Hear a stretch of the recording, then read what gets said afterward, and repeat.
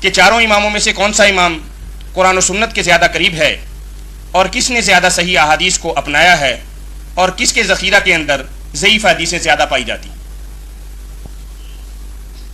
الحمدللہ رمضان مبارک کے بعد دوبارہ ہم آپ کی خدمت میں حاضر ہوئے ہیں۔ اللہ تعالیٰ اس سلسلہ کو برقرار رکھنے کی توفیق دے اور حق بات کہنے کی توفیق دے، اور میرے اور آپ کے دلوں میں حق کے لیے اللہ تعالیٰ جگہ پیدا۔ یہ بہت اچھا سوال ہے جو آپ کے سامنے پیش کیا گیا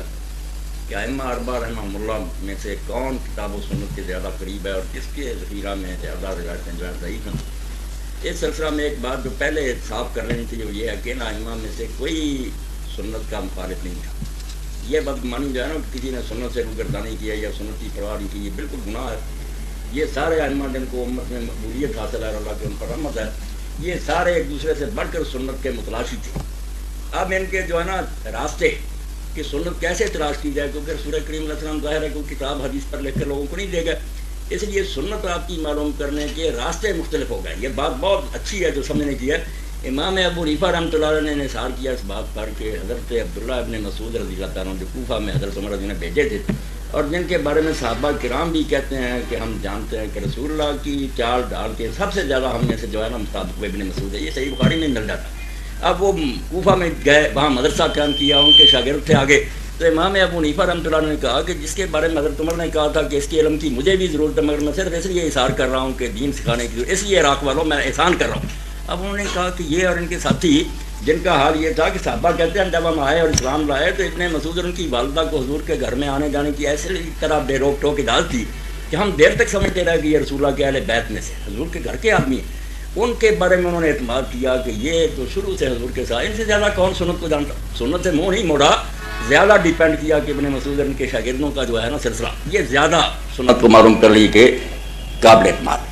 امام مالک رحمۃ اللہ علیہ نے اصول یہ بنایا کہ مسجد نبوی میں رسول کریم علیہ السلام نے 10 سال امامت کی ہے، بعد میں خلافت راشدہ کا یہ مرکز رہا ہے، اس لیے یہاں کے لوگ جو ہیں یہ سنت سے بالکل ہی بے خبر رہ جائیں، یہ بات غلط ہے۔ اگر کوئی کام آپ نے کبھی کبھار کیا تو ہو سکتا ہے وہ کیا ہو کبھی، مگر سنتیں جو قائمہ ہے نا وہ وہی ہے جو مدینہ کے لوگ کرتے ہیں۔ مدینہ کے لوگوں میں اگر اختلاف ہو الگ بات ہے، ورنہ صحابہ اور ان کی اولاد اگر ایک ہی کام کر رہے ہیں، مثال کے طور پر انہوں نے کہا کہ میں نے سنا کہ حضور نے جنازے میں کبھی فاتحہ پڑھی، وہ کہتے ٹھیک ہے، مگر مدینہ میں کون اہل علم پڑھتا، روز جنازہ ہو رہا کوئی پڑھتا ہی ہے، اس لیے مدینہ سارا ہی بے خبر رہ گیا۔ یہ عمل اہل مدینہ کو اپنے دور کے انہوں نے ترجیح دی کہ سنت کو معلوم کرنے کے لیے مدینہ والوں کے رواج سے بڑھ کر کوئی شاید مدینہ میں حضور رہے ہیں یا خلفاء۔ اب آپ سنتے جائیں بات، سنت کو معلوم کرنے کے لیے جو ہے نا طریقہ کیا ہو۔ جب آئے امام شافعی رحمۃ اللہ علیہ، انہوں نے اس بات کو چھوڑ کر وہ حدیث والا نقطہ نظر اپنایا کہ ہم نہ مدینہ والوں کو دیکھیں گے نہ ابن مسعود ان کے شاگردوں کو دیکھیں گے، ہمیں جو روایتیں پہنچی نا کہ فلاں کہتا میں نے فلاں سے سنا، فلاں سے سنا، حضور نے یہ کیا، یہ روایت جو ہے اس پر زیادہ انحصار امام شافعی نے کیا۔ پہلے نہیں لوگ کرتے تھے، پہلے اپنے شہر اور علماء پر اعتماد کرتے تھے، انہوں نے روایتیں لینی شروع کی کہ کسی شہر کی ہوں راوی پختہ دیکھے جائیں، اس لیے امام شافعی رحمۃ اللہ علیہ کو آپ سمجھ لیں کہ مسلک کے اہل حدیث کے وہ بانی ہے، یہ جو ہے نا کہ روایت سے دین لیا جائے، اس کا آغاز انہوں نے کیا۔ اب وہ ابتدا تھی، تلاش کیا مگر رہ بھی چیزیں، ان کے شاگرد جو تھے پھر امام احمد ابن حنبل رحمۃ اللہ علیہ، ان کو بہت موقع ملا، پھر یہ شہروں میں گھومے، حدیث کو اکٹھا کیا، حتیٰ کہ امام شافعی رحمۃ اللہ علیہ استاد ہونے کے باوجود انہیں کہتے تھے کہ احمد اگر کوئی حدیث تیرے علم میں آئے صحیح تو مجھے بھی بتا دینا، کیونکہ تو نے اس سلسلہ میں زیادہ محنت کی ہے۔ اس لیے اگر تو روایتوں کو دیکھے نا کہ راوی جو ہے وہ زیادہ پختہ کس نے زیادہ اس کو لیا، تو امام احمد ابن حنبل کا مسلک جو ہے یہ قرآن و حدیث کے زیادہ قریب ہے، بعد میں آئے ہیں، زیادہ محنت کی ہے۔